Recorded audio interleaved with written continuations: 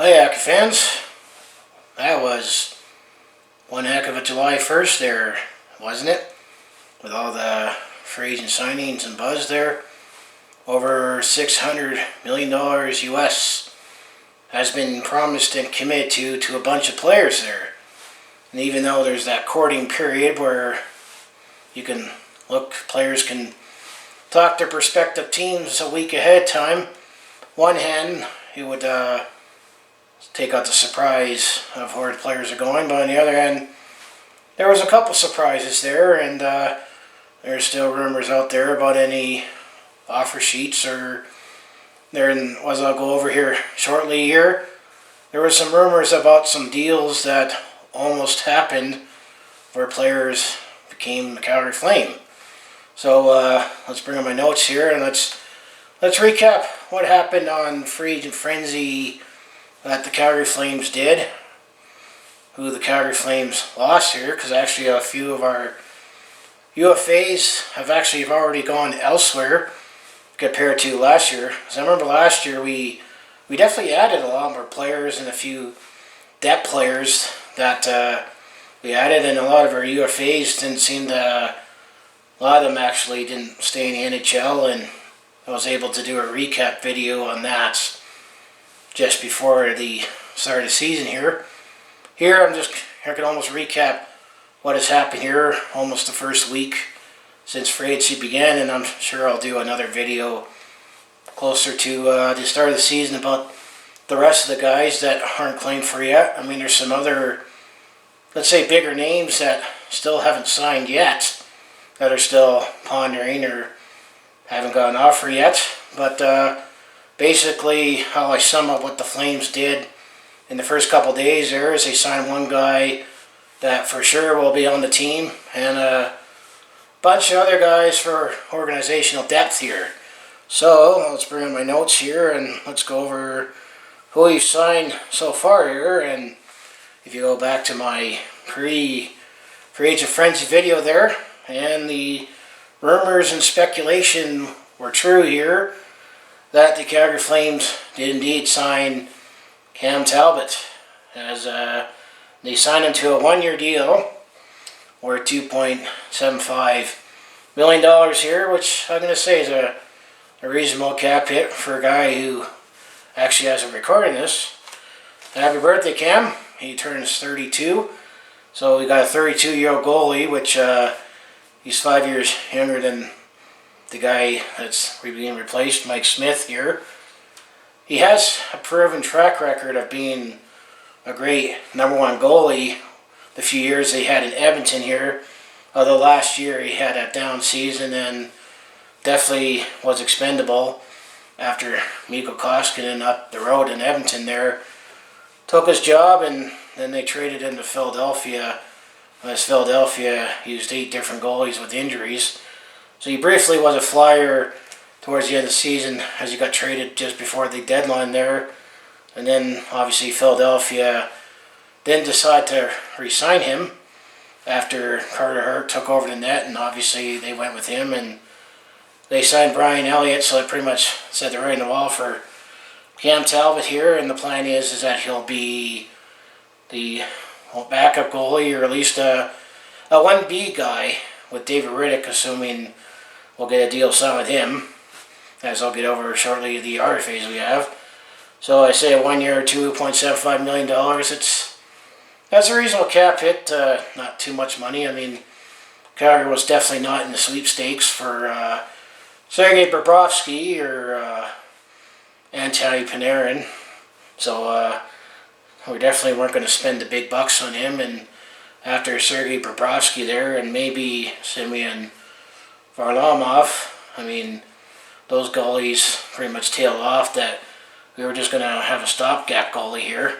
But considering that Mike Smith last year was a deal that originally the Arizona/Phoenix Coyotes signed him to, that was paying him over $5.6 million a year, and it looked like a too expensive and a bad deal that was signed at the time there. But when we acquired him a couple of years ago, they took 25% of his salary there, so that brought the cap hit down to about $4.1 million there. So So looking at Cam's numbers here, overall, in his career here, he has 130 wins, 112 losses, 24 overtime shootout losses.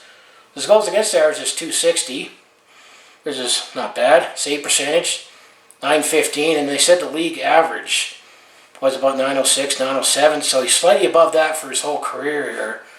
And then in the playoffs, the only year that he got to play in the playoffs was in 2015 there, when he led the Oilers to the second round there.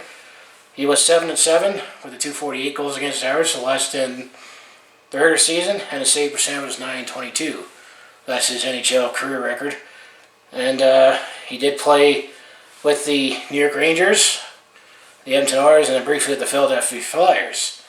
And he was undrafted, so he came on as a undrafted free agent, played with the New York Rangers, and actually the period that kind of elevated him to saying, this guy could be a pretty good starter was because he backed up Henrik Lundqvist with the New York Rangers there, and he had like a 6-week period there that he played really well there, so that elevated his price, and then he got traded to the Edmonton Oilers at the 2015 draft. I felt it was a big price that they paid to get him, but Cam Talbot actually has the franchise record for the Edmonton Oilers for most wins in the regular season, and that beat Grant Fuhr. And they had Grant Fuhr and all the firepower he had in front of him, but he did play a heck of a lot of games there for the Edmonton Oilers there.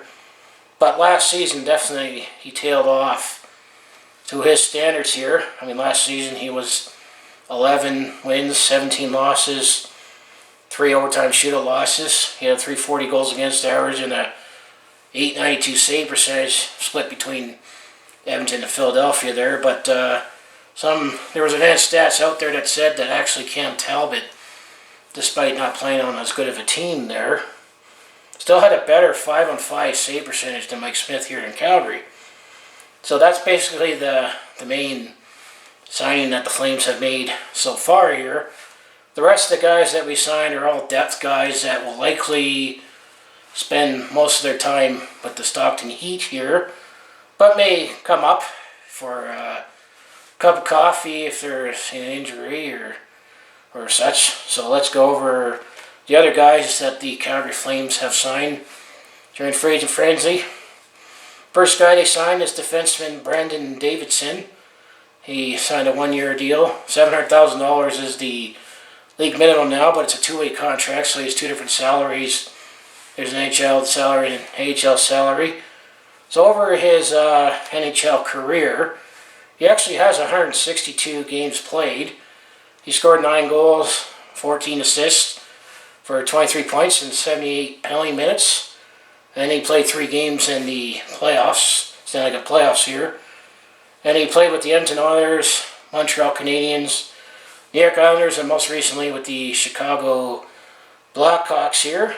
And he was drafted in the 2010 draft, 162nd overall by the Edmonton Oilers here. And then last season, his numbers, he actually played 10 games last year with the Chicago Blackhawks, according to assist, and 15 penalty minutes. And then he also played 6 games in the Rockford of the AHL, and he had a goal and 5 penalty minutes there. So he does have some NHL experience to his name here, but I think we're pretty deep on defense here that he'll most likely be playing with the Stockton Heat here, but he could maybe be a potential serviceable 7th, 8th defenseman here if we need some help, or maybe add a little grit by looking at his numbers here. As when I go over who we lost here, we need to replenish some guys here. So that is the first depth sign we signed.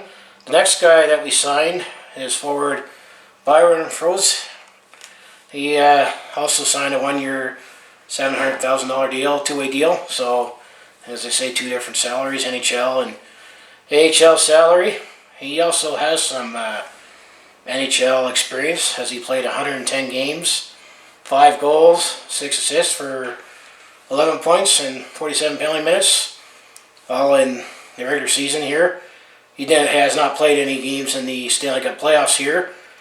but he's played with the Toronto Maple Leafs, the Tampa Bay Lightning, and most recently with the Montreal Canadiens here.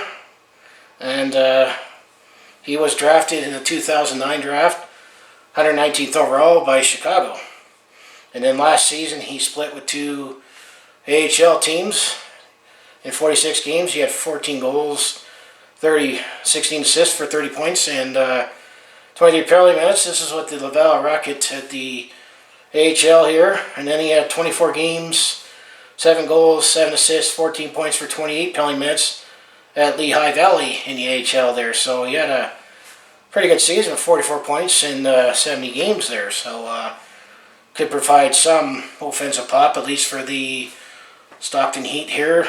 Maybe you could see him have a cup of coffee with the Flames here if we have some injuries. But it's never a bad thing to, I mean, if you're a general manager and you can sign 50 players to contracts here, that you got to look at building up your farm team too. So, and then the last guy that re-signed here is forward Justin Kirkland. Also another 1 year, $700,000 two-way deal here. He actually has no NHL experience. He's never played a game in the NHL here. He was drafted in the 2014 draft, 62nd overall by the Nashville Predators here. Last season, he played 75 games with the Milwaukee of the AHL there. He had 9 goals, 21 assists for 30 points, and 58 penalty minutes here. So maybe a check-in forward there. So those are the players that the Calgary Flames have signed as of this recording, just under a week after free agent frenzy there. For the record there, the video that I recorded last year when I was recording was actually after the second day there, after we signed James Neal there. And let's say maybe we're having buyer's remorse in that deal, but so Cam Talbot we signed, he will definitely be with the team as our goalie. Brandon Davidson, we signed defenseman. He'll likely be with Stockton, and forwards Byron Froese and Justin Kirkland. So welcome to the Calgary Flames, CU4. So now going elsewhere here, we actually have a lot of players that are actually going elsewhere already. The two biggest names that I'm going to say are going elsewhere as well, goalie Mike Smith. As when we were going after Cam Talbot, it was clear that we were moving on from Mike Smith. And Mike Smith, he signed a 1 year deal, $2 million plus some bonuses with the Edmonton Oilers there. So of course this is being spun here that we signed former Oiler Cam Talbot, and then the Oilers signed former Flame Mike Smith here. And they're both going to be looked upon to be a veteran presence and backup for, their newer starting goalie, as Edmonton has Mikko Koskinen, but I think they definitely overpaid him, 3 years at $4.5 million a year. And then David Riddick still needs to be signed here, but interesting storyline for the Battle of Alberta here is now Mike Smith goes up and plays for the enemies, and Cam Talbot is here playing for the good guys here. So we'll see who will be relied upon more to stopgap and support the new starting goalie that's being looked upon right now to carry their teams going the forward here. So I figured that Mike Smith, I actually wouldn't mind if they brought him back. And then, $2 million, I was thinking that would have been a nice cap hit if we were to bring back Mike Smith. But, it's $2 million plus bonuses here, so doesn't break the bank here. But he turns 38 here as we get into the next season there. He's 3 months older than me, so he just turned 37 in March there, so we're almost 37 and a half years old when he starts. But he definitely showed in the second half of the season and in the playoffs here that he still has it. And he was one of the few Flames that showed up for us in the playoffs there, so interested to see him playing up the road and playing for the enemies now. And then the next guy that I actually would have liked if we kept, but I'm actually kind of surprised at how much he's got. But Garnet Hathaway, one of our plugs on the fourth line here, he signed a 4-year deal worth $6 million overall, so $1.5 million per season with the Washington Capitals there. I think there were some desire on his part that he wanted to go out east there. And I mean, I just couldn't believe he got 4 years. I figured if we were going to keep him, he would have probably commanded about that much. But surprised he got a 4-year deal with the Washington Capitals. So good luck with him in Washington, and I'll say good luck to Mike Smith up in Edmonton when you're not playing these guys. So the other guys that signed elsewhere already are all depth guys. Well, the next forward that signed elsewhere, and we didn't qualify him, but Curtis Lazar, who I think, if you look at, considering he was drafted in the first round in Ottawa in 2013, he's never going to be the player that he pans out to be, but he signed a 1-year, $700,000 deal with the Buffalo Sabres here. And apparently there was word out a couple days before free agency that he was off to Buffalo there. So we'll see how Curtis Lazar does in Buffalo there. And then the next guy that we lost is defenseman Oscar Fantenberg, believe it or not. And he signed a 1-year deal, $800,000, to go to the Vancouver Canucks. I know the Vancouver Canucks definitely have aggressively in the off-season looked at bolstering up their blue line there, and he'll probably fulfill the same role that he fulfilled here with the Flames, be a depth bottom pair defenseman there. But Oscar Fantenberg is off to the Vancouver Canucks. Another depth defenseman that we lost here was Dalton Prout. He signed a 1-year deal worth $700,000 to go to Northern California and signed with the San Jose Sharks there. So I mean, definitely looks big now that we got Brandon Davidson. He probably could potentially replace an Oscar Fantenberg. And Dalton Prout here for the Flames here to be a bottom pair defenseman who has some experience here. And then the last guy who was also a depth guy that spent his whole time with the Stockton Heat here is Tyler Gravois. He signed a 1-year deal, $700,000 by a 2-way contract. He's also going to the Vancouver Canucks there. So I can't believe we lost 6 guys. Well, it seemed like Mike Smith, and he was also rumored to be going to Edmonton there before July 1st, especially when we were recording after Cam Talbot here. I mean, I'm a little disappointed that we lost Garnet Hathaway, but I'm surprised how much he got for he got for Washington there.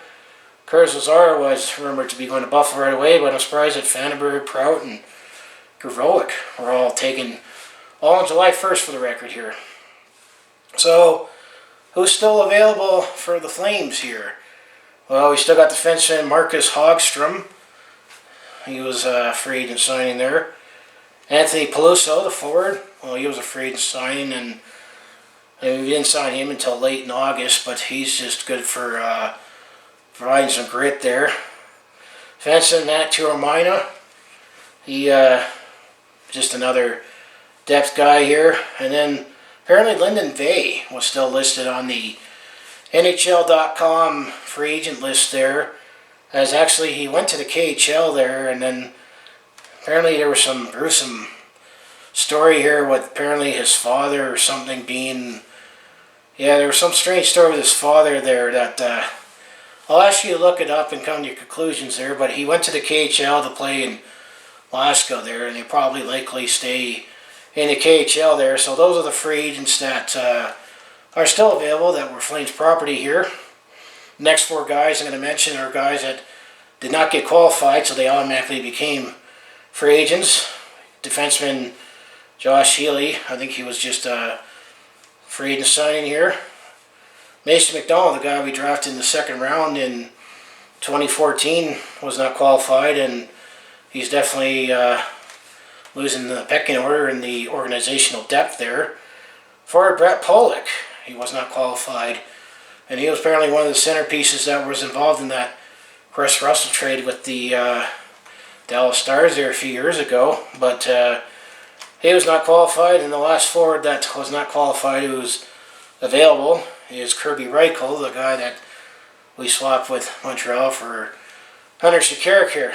These are guys that not necessarily are not going to be Flames again, but sometimes you might not qualify a player because you don't want to pay him at that price, so you take the risk of putting him on restricted free agency to try to sign him at a lower price more often than not. So, but all these guys were just depth guys that were just expendable here, and I wish them all the best in their hockey careers, wherever it takes them.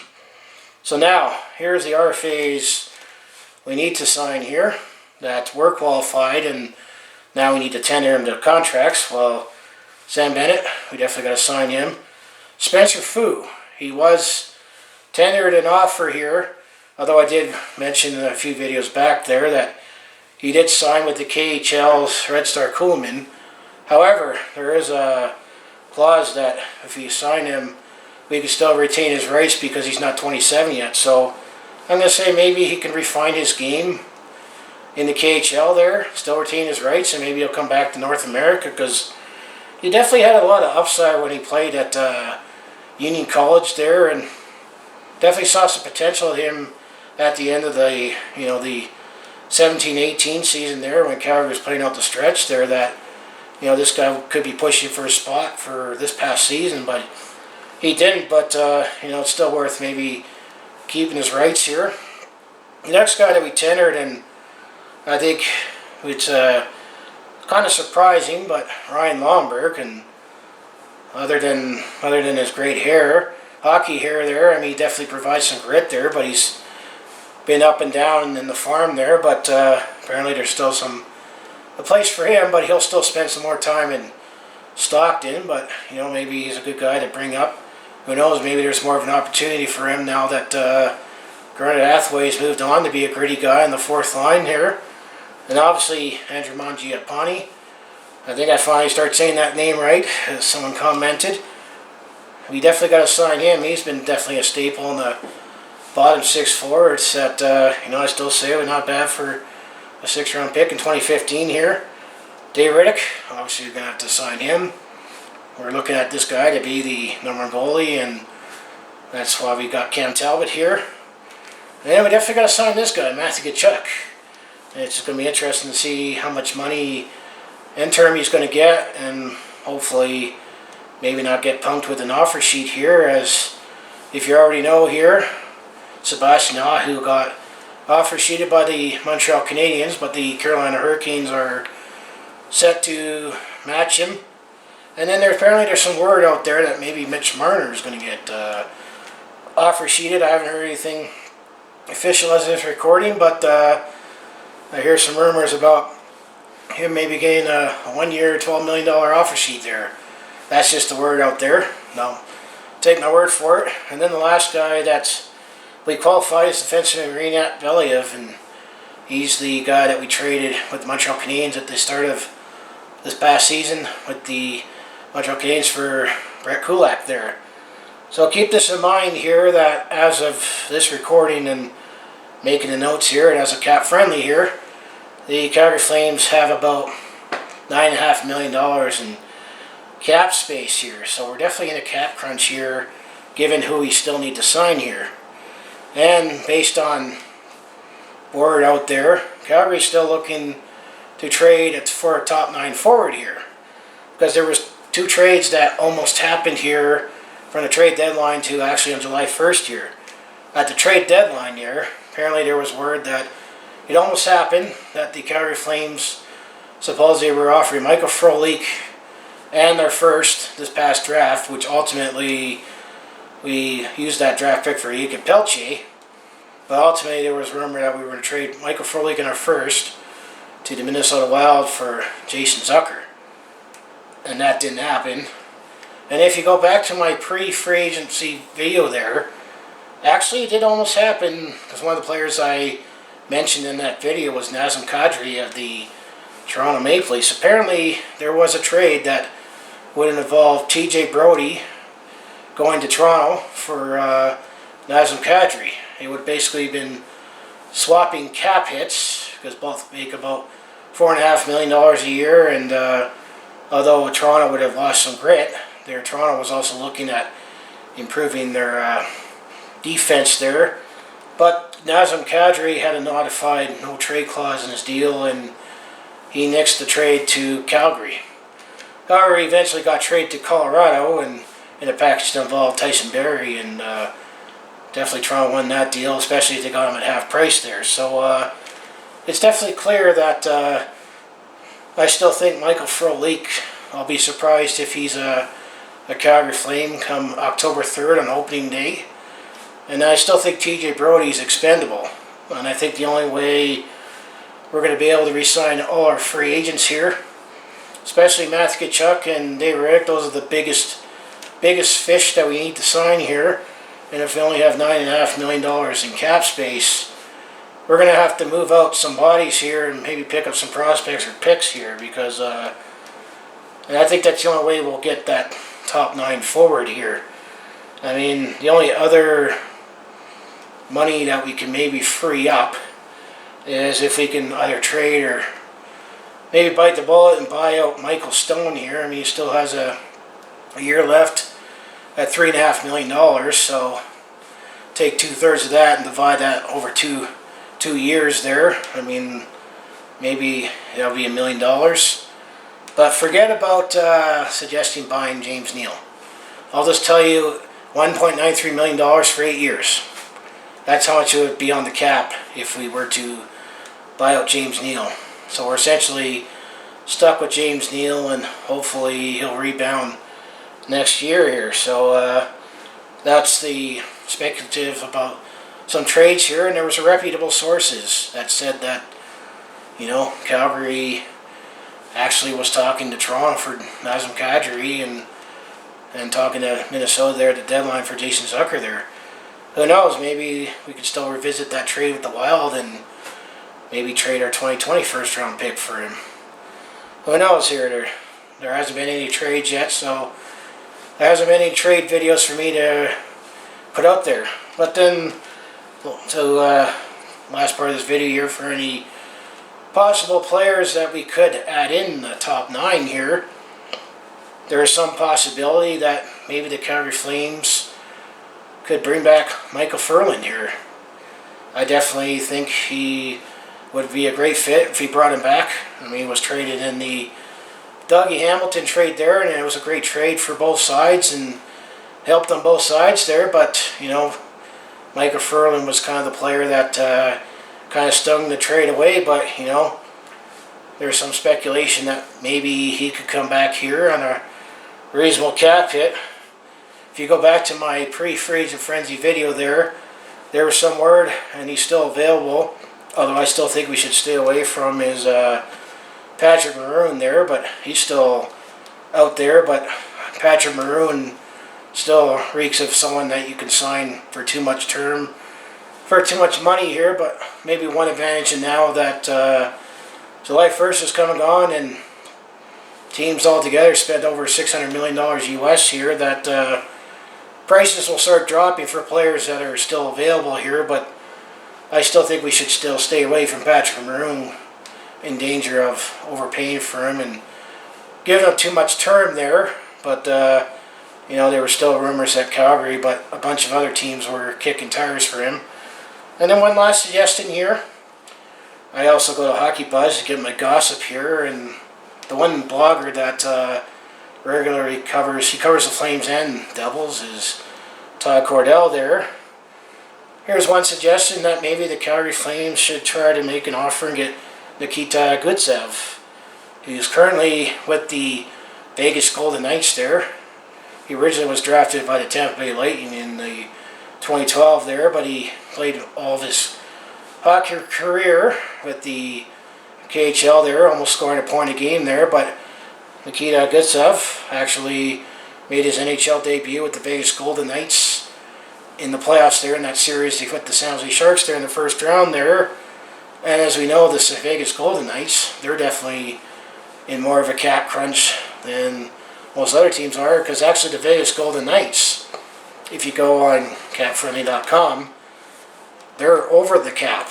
And you can be over the cap in the offseason, but you need to get under it and get a good stuff. Apparently him and the Vegas Golden Knights are they're miles apart on agreeing on a contract there. And some suggest that maybe the Flames should try to swing a deal with the Vegas Golden Knights there, and there's some other bloggers that are suggesting the same thing here, that maybe he could be that top 9 forward that we can take a chance on, and maybe he can play on the top line with Sean Monahan and Johnny Gaudreau, and then move Elias Lindholm down to the second line there to play with Tkachuk and Backlund, assuming that Frolik is on his way out. But those are the other couple possibilities that could still happen here for the rest of the summer here. But anyway, that's what the Calgary Flames have done up to this point in free agent frenzy. As expected. I mean, I didn't expect them to do too much earth-shattering. I mean, that goalie getting Cam Talbot, I'd say made the most sense. Try to maybe resurrect his career, and maybe this will be a good show-me contract and either resurrect his career, and because even personally, Cam Talbot, actually, he wanted to move back to Alberta there because he set some roots up in Edmonton there, and he's from Ontario, and he said he sold his Ontario home there, and he was definitely happy to have the opportunity to come back to Alberta here. So we got a guy that, you know, wants to come back to Alberta, and I think here is a great situation for him to work with David Riddick when we get him signed, and this just a bunch of depth guys that you might see him have a cup of coffee here in the Flames throughout the season here. I mean, some of these depth guys, I mean, you need them, you know, especially if we go on a nice long run in the playoffs here. I mean, obviously the headlines are made when the big fish got signed. I mean, Antti Panarin or Sergei Bobrovsky there, but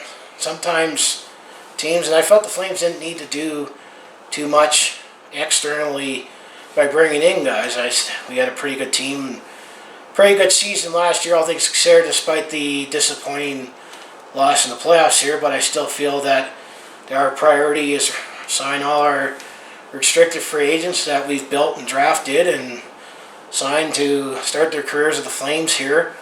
And we need to try to move out some contracts here so we can make it work. But, you know, overall, I'm happy how the Flames have done, and I think I'll make another video later in the summer, or once it quiets down even more and more players get signed and re-signed, and, you know, maybe there'll be some trades. And you gotta have to say there's going to have to be some trades in the off season to make it work to sign all our restricted free agents, especially the market value here. But anyway, if you enjoy everything I do on my YouTube channel when I cover Calgary sports, throw some personal vlogs, or see any of your videos, just make sure you hit like, subscribe, and hit the bell icon. And you know, hopefully you have a great summer, and go Flames go, and I'll see you in the next video.